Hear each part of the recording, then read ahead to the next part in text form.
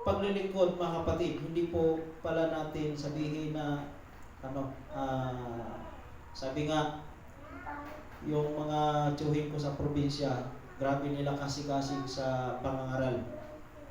Grabe ang kanilang paninindigan sa katotohanan. Maging kahit anumang mga pastor dyan ng ibang sekta, ibang religion, wala pong takot dahil po sa kanilang karunungan, sa kaalaman, sa pagbahagi salita ng Diyos. So mga debater po yun.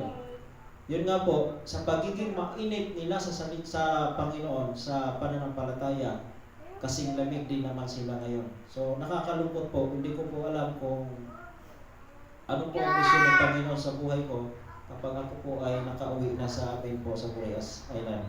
Kasi po, nais ko po talagang mapabalik sila. Yung palagi ko po rin yung pinapanalangin na sa aking pag-uwi ay makausap ko sila tungkol sa pagbalik loob sa Panginoon. Sapagkat ang mga propesya na nakasaad sa banal na kasulatan, ito po ay nangyari na. So, kailangan po natin ng panalangin mga kapatid. Sa pagpatuloy, hindi kataka-taka na ang Diyos ng kasulatan ni inuulit-ulit ang panawagan sa ating magsitayong panatag. Huminto at tingnan kung ano ang kanyang gagawin para sa kanyang bayan. So matagpuan po ito sa Sikan Kronika sa verse 20, chapter 20 verse 17, at sa Awit 37 verse 7. Iningok ng Diyos ang kanyang mga anak na huwag magmadali. Alam niya kung gaano kabilis mawala ang ating pagnininga siguro ito, paningin sa Kanya. Kapag nababalot ang kaisipan sa isang lipuyo ng aktibidad ng mga taong nilalang. So yun nga, sabi nga nila, di bali sa Bisaya pa, di bali daw hinahinay, basta kanunay. Yun po. Kaysa naman mainit ka sa pananampalataya, tapos hindi pa dumating si Kristo, ay nawala ka na sa pananampalataya. Yun po yung nakakatakot mga kapatid. Kundi sa ating pong paglilingkod sa ating pong Panginoon, kung gawin lang po nating basihan ang banal na kasulatan na magiging pattern sa ating pong kaligtasan, na bagaman hindi natin minamadali na darating na si Jesus. Bakit po mga kapatid? Sapagkat hindi pa po natin sigurado yung ating pong buhay. Kumbaga sa isang sundalo, patuloy pa tayo nakipagdigma dito sa sanlibutan. At ang ating kaaway nakakatakot mga kapatid dahil hindi po natin nakikita. Pero ang ating pong assurance mga kapatid, ang ating pong pag-asa, kapag palagi kang nanalangin, palagi kang nagpakumbaba, palagi kang lumalapit sa ating Panginoon, makakatiyak tayo mga kapatid ng kaligtasan. At anumang oras darating ang trahedya, wala po tayong dapat ipangamba. Yung iba kasi pag may sunog, nagpapanik na. So ang nais ng Panginoon na magtiwala lang tayo sa Kanya. Nakakatakot talaga yung apoy mga kapatid. Pero kapag tayo po ay nagtiwala sa ating Panginoon, ay hindi po natin ito dapat katakutan, kundi ang katakutan natin, yung kaluluwa natin na mabulid sa impyerno. So yun po, kung aking pong dagdagan dito mga kapatid sa Colossians chapter 4, kung ano po yung maidagdag dito sa ating pong pag-aaral mga kapatid.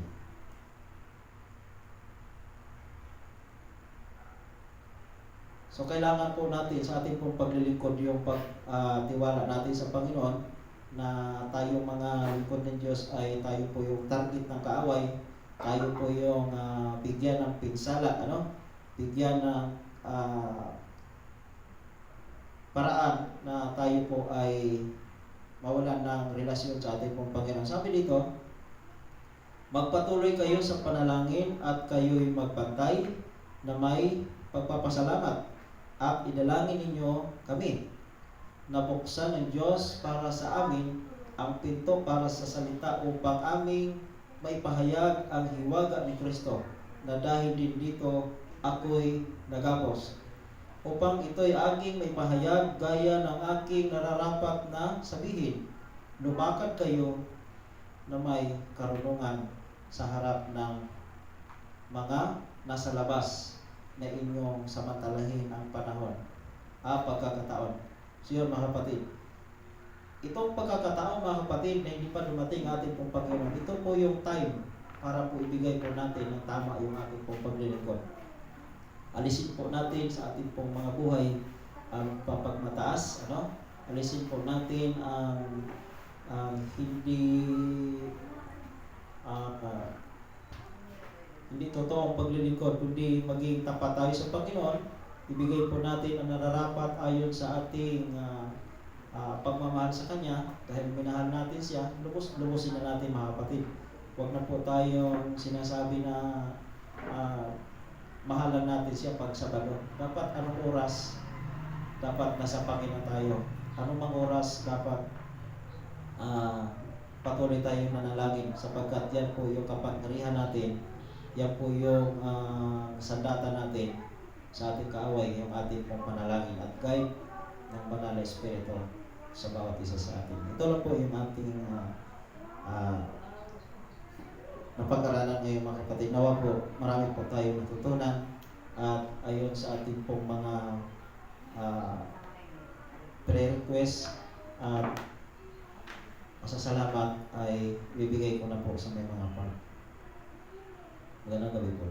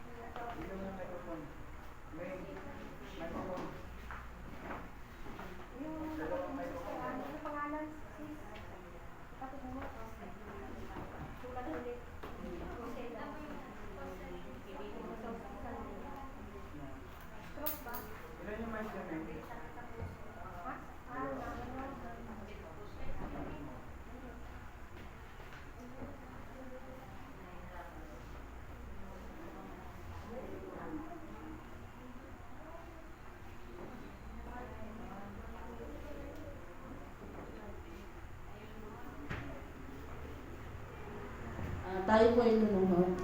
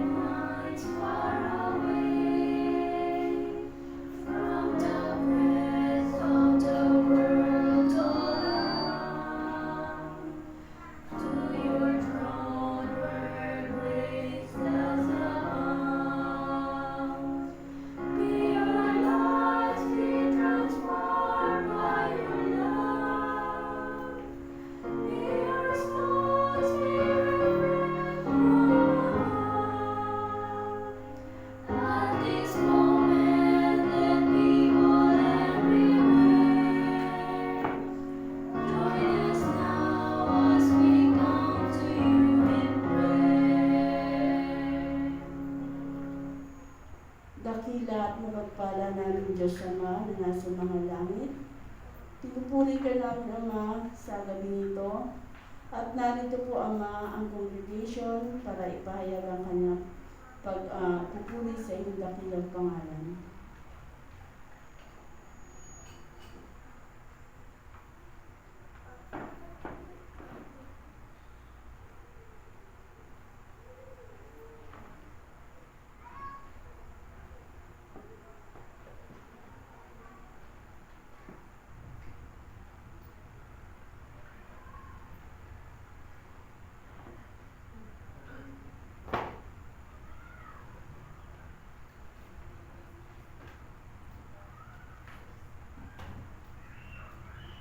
Narinig niyo, Ama, at nabasan niyo ang puso at isipan ng bawat isa sa amin. Nararapat po namin ibalik ang papuri sa inyong dakilang kapangyarihan at pangalan, Ama. Ito po ang aking isang dalangin sa pangalan ni Jesus. Amen.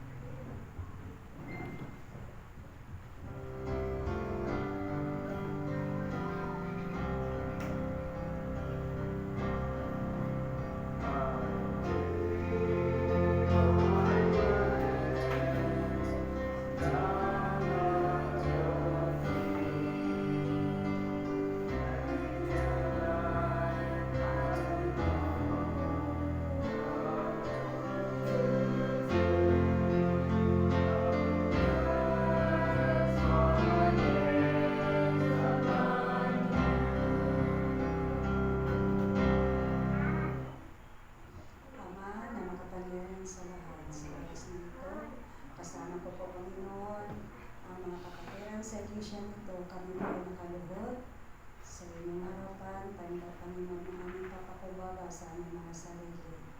Maaari po ba, Panginoon, na kami ay inyong patawarin sa aming mga pagkakasala, maging ito po sa aming pag-iisip, sa aming mga gawa, at sa aming mga kilos, Panginoon, patawarin niyo po kami upang kami po ay karapat-dapat na magtanggap ng inyong pagpapala. Andito po, Panginoon, ang mga kapatiran na handang humingi ng kapatawaran.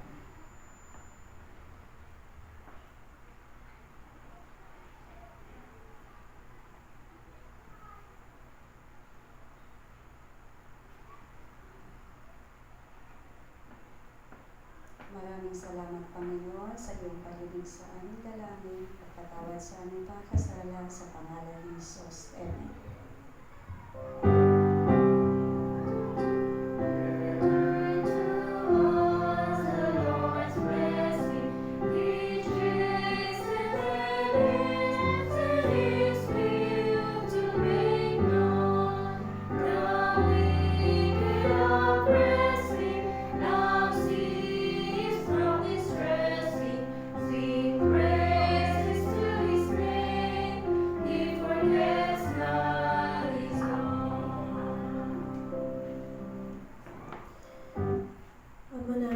Sama-sama po kami ngayon malapit sa inyo pong banal na paanan.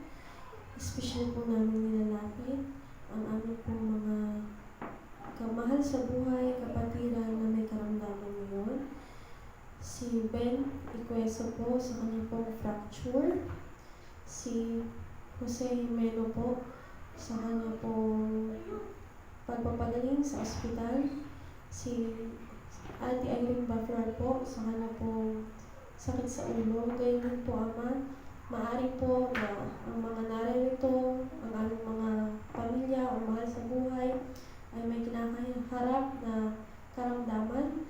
Nawa po, Ama, ang pong mapagpagaling ng kamay, ang siyang hindi po sa mga may karamdaman ito. Ito man po ay physical, mental, spiritual, emotional. Nawa, Ama, maging malusog po kami sa aming pong patuloy na paglilingkod sa inyo. Ang mga Bible study po ay patuloy po ninyo pong pagpalain. Ito pong 10 days of prayer, nawa po ito po ay ma-atinan ng bawat pamilya na bumubuo ng Rockwood Church. At nawa po ito po ay maging daan para po sa amin po mas matibay na pananampalataya sa inyo. Maaari po na may mga personal desires po kami tulad ng aming mga desire sa aming pong school, sa aming pong work, sa aming pong personal life na inyo pong nababasa sa mga oras na ito. Mga po, Ama, kung ano po ang inyong pong kalooban or plano sa aming mga buhay sa mga aspetong ito ng aming mga buhay, kayo po nawa ang masundawa. At Ama, nalalaman ko po na personally may mga prayer request pa po ilalapit sa inyo ang mga kapatid sa gabi ito.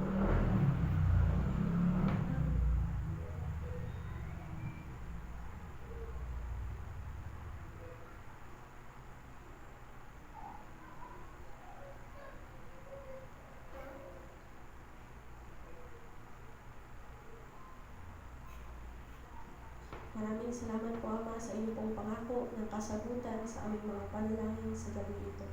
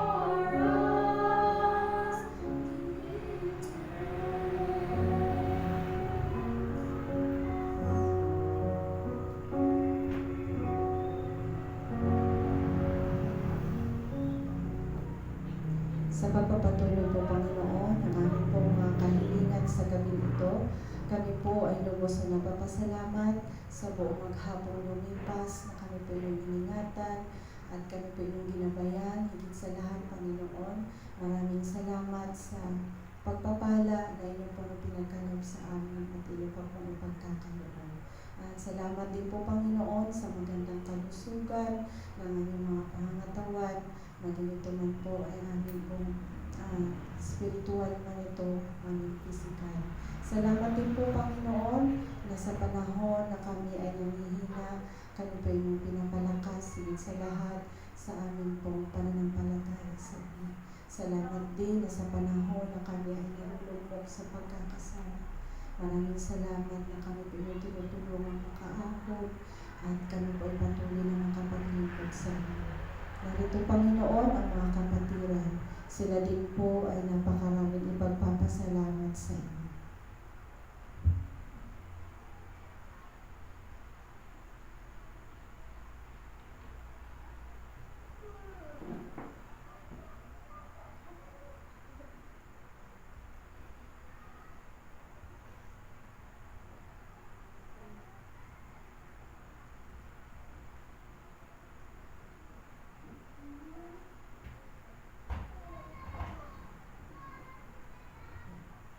At sa gabing ito, Panginoon, kami po ay patuloy na magpapailangan ng pasasalamat sa inyo habang kami ay nabubuhay. Maraming salamat sa kasiguraduhan ng kaligtasan. At ito po ang hinihiling sa pangalan ni Jesus. Amen.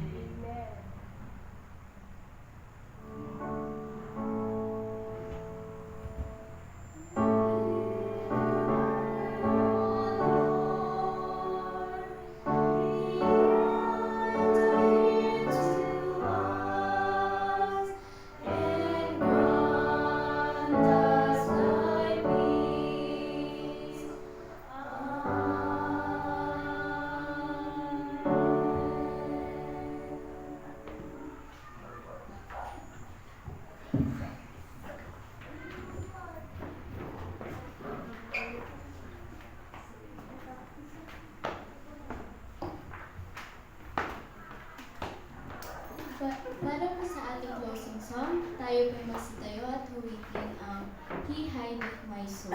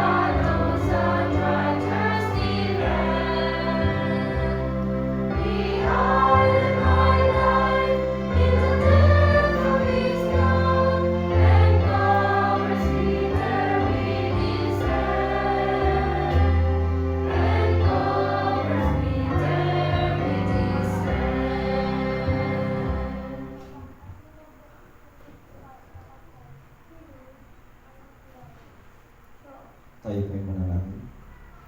O dakilang namin Diyos, maraming salamat Panginoon sa inyo pong pagsama sa amin habang po kami ay mag-aaral ng inyong mga dakilang salita na kung saan maraming salamat Panginoon sa katugunan ng aming pong mga kahilingan. Nasa amin pong pag-aantay sa inyo pong ikalawang pagdating ay may handa namin Panginoon ang aming pong mga sarili. Gayun din ang mga taong inyo pong tinawagan upang magkamit din sila ng buhay na walang hanggan.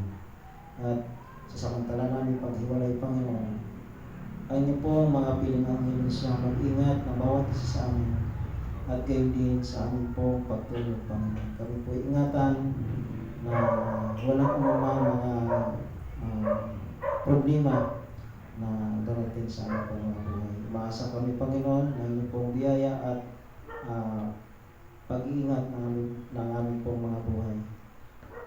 At dalangin namin, O Diyos, ang bawat isa na hindi man namin nakasama sa pagsamba ay sila din po ay pagpalain at ingatan, Panginoon. At sa sunod na mga gabi bukas ay makasama namin sila, Panginoon. At salamat sa inyong pong mga pagdinig sa aming pong mga dalangin at mga pakiusap, Panginoon. Gayon din sa pagpatawad ng aming pong mga kasalanan sa pangalan po ng Panginoon Jesus. Amen.